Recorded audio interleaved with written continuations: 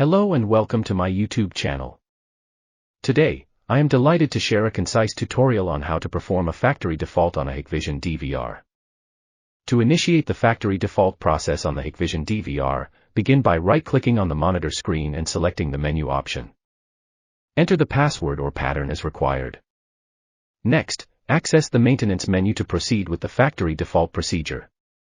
Click on the factory default button, and then confirm by selecting OK.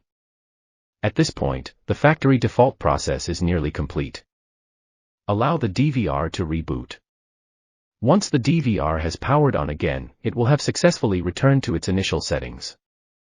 I believe this video provides sufficient guidance. If you found this video helpful, I kindly request you to consider subscribing to my channel, giving it a thumbs up, and sharing it with your friends on social media. Thank you for watching, and I look forward to seeing you in the next video.